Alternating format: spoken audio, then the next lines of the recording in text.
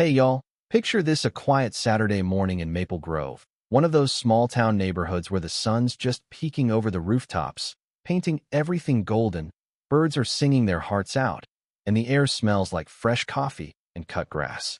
Sounds like paradise, right? Except, in about 10 minutes, this peaceful little street's gonna turn into a battlefield, all because of one woman's ego, a canister of tear gas, and a teenage girl who just wanted to draw her damn picture. I'm telling you this story like I'm sitting across from you at a diner, coffee in hand, because this one hit me hard. It's about a family pushed to the edge, a community waking up, and a bully who thought she could get away with anything. So, grab a seat, and let's dive into what happened that day in Maple Grove. It all starts with 16-year-old Mia Thompson, sitting on her front porch, lost in her sketchbook. Mia's deaf, born that way, but let me tell you, this girl sees the world in colors most of us miss. Her pencil's dancing across the page, capturing the gnarled old maple tree across the street, every twist of its branches, every leaf catching the light. Her dark curls are falling over her shoulders, and she's in this bubble of focus, like the world could end and she'd still be sketching. Inside, her mom, Rachel, is watching from the kitchen window, smiling. Rachel's a pediatric nurse, the kind of person who can calm a screaming kid with a look, and she's been signing with Mia since she was a baby. Upstairs, Mia's dad, James Thompson, retired Marine colonel, 30 years of service, a guy who's stared down chaos in places most of us only see on the news. He's sorting through his old medals, probably thinking about how quiet life is now. They moved to Maple Grove 6 months ago, chasing that small-town dream. Safe streets, friendly neighbors, a place to breathe. They had no idea they'd landed in the crosshairs of Donna Reynolds, the HOA queen who ruled this place like her personal fiefdom. Now Donna, oh, man, where do I start? She's in her 50s, blonde bob so sharp it could cut glass, and a glare that could curdle milk. For 5 years, she's been the head of the Maple Grove Homeowners Association, and she doesn't just run it, she owns it. She's got a clipboard, a measuring tape, and a vendetta against anything that doesn't fit her idea of perfect. Grass too long by half an inch. Fine. Mailbox leaning a smidge? Fine. Kids laughing too loud? You better believe that's a fine. The neighbors are terrified of her. She's got this knack for making your life hell with petty rules and legal threats, backed by a loyal crew on the HOA board who nod along like she's the second coming. People have tried to push back, but Donna's got the system rigged. Complain, and you're drowning in fines or worse. That morning, Donna's cruising the neighborhood in her shiny black SUV, eyes scanning for trouble like a hawk hunting mice. She spots the Thompsons' mailbox. It's maybe an inch too close to the curb, according to her sacred rulebook. Jackpot. She slams on the brakes, grabs her clipboard, and storms up their driveway like she's about to raid a drug den. Rachel hears the tires screech and steps outside, bracing herself. The neighbors had warned her about Donna's inspections, but she's hoping to keep things civil. Mrs. Thompson, Donna barks, loud enough to wake half the street. Your mailbox is out of compliance with code 4.2.1. 1 inch too close to the curb. Fix it by tomorrow, or it's a $400 fine. Rachel, keeping her cool, she's dealt with worse at the hospital, says, "Good morning, Donna. We measured it when we put it up. It's within code. Can we check it together?" Donna's face goes tomato red. Check it together? I don't need your help to know it's wrong. This neighborhood's going to hell because people like you think you can ignore the rules. Mia, still on the porch, can't hear the shouting, but she feels the tension like a storm rolling in. She looks up, sees her mom's shoulders stiffen, sees this angry woman waving a clipboard like a weapon. Something's off. Donna catches Mia's glance and zeroes in like a missile. "And tell your daughter to stop loitering out here," she snaps. She's always sitting there, making this place look like a slum. Rachel's jaw drops. "Excuse me?" She's drawing, Donna. She's a kid, on her own porch. "What's your problem?" Donna's voice drips with venom. "My problem?" She's an eyesore. This neighborhood has standards, and you people clearly don't get it. Rachel's done playing nice. "You don't get to talk about my daughter like that. She's not hurting anyone. Back off." And then I swear, you can't make this up. Donna reaches into her purse, pulls out a small metal canister, yanks the pin, and hurls it right at the porch. A tear gas grenade. Yeah, you heard me. Tear gas, the kind cops use in riots. not something you chuck at a teenager drawing a tree. It hits the ground a few feet from Mia, hissing, spewing a white cloud that burns like hell.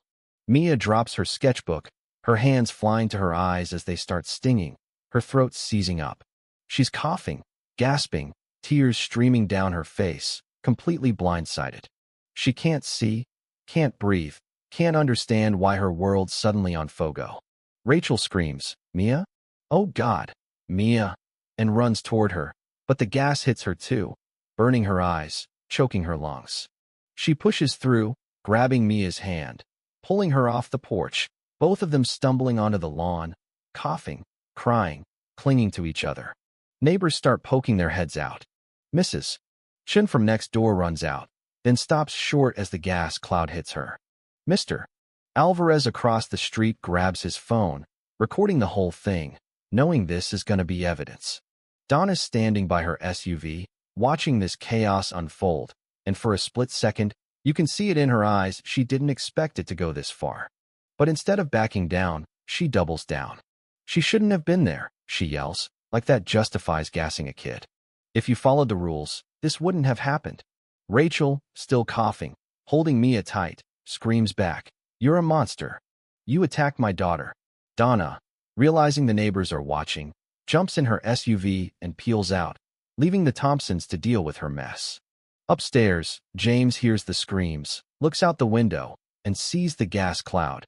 His wife and daughter collapsed on the lawn. 30 years in the Marines, he's seen tear gas before he knows exactly what it is. And let me tell you, the colonel is pissed. He bolts downstairs, grabs the garden hose, and starts spraying the porch to clear the gas, barking orders like he's back in a war zone. Rachel, get Mia inside, flush her eyes with cold water, keep going till the paramedics get here. Rachel, still choking, nods and pulls Mia into the house. James keeps hosing down the porch, moving with this calm, deadly precision that makes the neighbors just stop and stare. This guy's not messing around. Paramedics and cops show up fast. The EMTs are flushing Mia's eyes with saline, giving her oxygen, while Rachel's getting the same treatment. James, standing like a statue, tells the lead cop, Sergeant Lopez, "I'm Colonel James Thompson, retired Marines. That woman, Donna Reynolds, threw a military-grade tear gas canister at my 16-year-old daughter. She's deaf, she was just drawing. I want her charged." Lopez, who's heard of James's reputation, nods. "We'll find her, Colonel. This is assault with a chemical weapon felony territory." Mia is sitting on the couch now, eyes red, still shaking, signing to her dad. "Why did she hurt me? I didn't do anything." James's heart cracks in half. He signs back. "You did nothing wrong, sweetheart. She's just cruel. I'm gonna fix this, I promise." That night, James doesn't sleep. He's at the kitchen table, legal pad in front of him, planning like he's prepping for a mission. This isn't just about Mia anymore, it's about a neighborhood living under a tyrant. He breaks it down into 3 phases. Gather intel, rally the troops, take her down. First, intel. He digs into Donna's reign of terror. Turns out, she's been bullying families for years, fining people for dumb stuff like unapproved flower colors or kids' bikes left out overnight. 3 families moved because they couldn't afford her fines. The HOA board? Stacked with her cronies. And that tear gas? Illegal as hell for civilians to even own, let alone use. James finds the store receipt online. Donna bought it from a shady surplus shop, specifically asking for something strong. Phase 2. Rally the troops. James knows Donna's power comes from fear, so he starts knocking on doors, collecting stories. Mrs. Chin got fined $600 for planting tulips. Donna called too flashy. Mr. Alvarez was threatened with a tow for parking in his own driveway during a family emergency. The Garcias got slapped with a $200 fine because their dog barked once at 3 p.m. Every story fuels James's fire, but he stays cool, methodical, writing it all down, getting signatures. He's building a case to burn Donna's empire to the ground. Phase 3. Direct action. James calls his old Marine buddy, Lisa Torres, now a county prosecutor. Lisa's jaw hits the floor when she hears about the tear gas. "James, this is assault with a chemical weapon, minimum 3 years in prison, more because Mia's a minor with a disability. I'm taking this to the DA myself. James also hires a lawyer to tackle the HOA. Turns out, they can dissolve the board with signatures from 2/3 of the homeowners, 68 out of 100. Tough, but James has faced worse odds in combat zones. Word spreads that Colonel Thompson's fighting back. At first, people are scared Donna's got them trained to stay quiet. But Mia's story, a deaf girl gassed on her own porch, lights a spark. James calls a meeting at the community center, expecting a handful of people. 50 show up. He stands up, voice steady but burning with purpose. A week ago, Donna Reynolds threw tear gas at my daughter, Mia, for sitting on our porch, drawing a picture.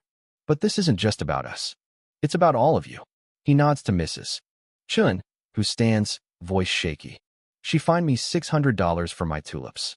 Said they were too red. I had to rip them out. Mr. Alvarez goes next. She threatened to tow my car while my mom was in the ER. No warning, no mercy. One by one, people share their stories: fines for kids' toys, threats over paint colors, harassment for breathing wrong. The room's buzzing now, anger mixing with hope. James lays out the plan. Get 68 signatures, dissolve the board, elect new leaders. We're not just fighting Donna, he says. We're taking our neighborhood back. The crowd roars. Donna doesn't go down easy. She hears about the meeting and loses it. Starts sending letters, threatening severe consequences for anyone who signs the petition. She hires a slick lawyer who spins the tear gas as self-defense, claiming Mia and Rachel were aggressive. At an emergency HOA meeting, Donna plays the victim, crocodile tears and all. I regret the misunderstanding, she sniffles. I felt threatened. I had to protect myself. James stands up, slow and deliberate. Donna, you threw a military-grade tear gas canister at my deaf daughter for drawing a tree. You call that self-defense? He holds up the police report. You bought an illegal weapon. You targeted a child. That's not a misunderstanding, that's a felony. The room goes dead quiet. Donna's lawyer whispers in her ear, but she's unraveling, screaming, your daughter was an eyesore. This neighborhood needs order. James doesn't flinch. Order? You mean control. You're not a leader, Donna. You're a bully. Mia, meanwhile, isn't sitting idle. That girl's got her dad's fight in her. She starts a blog, Mia's Colors, posting her art and her story. Her first post, The Day My Eyes Burned, goes viral. I was drawing a maple tree for my dad's birthday, she writes. Then this woman threw something at me. My eyes burned, my throat closed up. I couldn't see, couldn't breathe. This is what hate does, it ruins beautiful things. She posts a picture of her sketchbook, the page stained with tear gas residue. The internet explodes, shares, comments, news stations picking it up. Disability rights groups reach out, offering support. A local TV station interviews Mia, Rachel signing beside her. I'm not angry anymore, Mia signs, calm but fierce. I'm determined. No one should live in fear of their neighbors. Viewers donate thousands, but Mia asks it all go to a local deaf kids charity. By the end of the week, the petition hits 70 signatures. They've got their revolution. The trial comes 3 weeks later. Donna's facing assault with a chemical weapon, reckless endangerment, illegal possession. The courtroom's packed: neighbors, reporters, supporters. Lisa Torres lays out the case like a sledgehammer. Photos of Mia's red, swollen eyes, medical records, Mr. Alvarez's video. The surplus store owner testifies Donna wanted the strongest stuff. Her texts show her mocking Mia's disability, calling her that deaf kid who's always out there. But the knockout punch? Mia on the stand, signing with this quiet strength that silences the room. I was just drawing, she says. It's how I talk to the world. I wasn't hurting anyone. Why did she hate me? The jury's tearing up. Why do you think she did it? Lisa asks. Mia pauses, then signs. She was scared of me. Not because I was dangerous, but because I was different. Some people hurt what they don't understand. For days, 2 hours of deliberation, and Donna's guilty on all counts. 3 years in prison, $60,000 in damages, banned from HOA rolls for life. She's sobbing as they cuff her, but nobody's buying the tears anymore. With Donna gone, Maple Grove rebuilds. Mrs. Chen's elected HOA president, Mr. Alvarez her VP. They slash the petty rules, start a community garden, throw barbecues. The neighborhood feels alive again. Mia's blog grows, her art inspiring kids everywhere. She paints a mural on the community center, that maple tree, surrounded by every color flower you can imagine. "This is what we should be," she writes. Colorful, different, welcoming.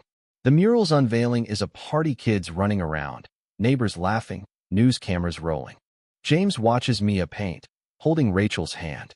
"She's incredible," Rachel says. "Got your fire," James replies, smiling. "And your heart." A year later, Maple Grove's first community day is a hit: games, music, Mia's art on display. She's taller now, more confident, speaking at conferences, planning to study art therapy. James takes the mic, voice steady but warm. "I thought I knew what fighting for freedom meant, out there in the world. But Mia showed me the real battles are here: the right to be yourself, to live without fear. Donna thought she was breaking us, but she woke us up. Bullies always lose when we stand together." The crowd cheers, and Mia adds a final touch to her mural, a bird flying free, carrying a note of peace. As the sun sets, families laugh, kids play, and Maple Grove feels like home again. But here's the thing: this story's not just about one neighborhood. It's about power, fear, and what happens when good people stop staying quiet. So what do you think? Was Donna just a bully drunk on control, or was she a product of a system that let her run wild? Could Maple Grove have stopped her sooner? Drop your thoughts in the comments. Share this story if it hit you like it hit me, and subscribe for more real stories about people fighting back. Let's keep the conversation going, because sometimes the smallest battles change everything.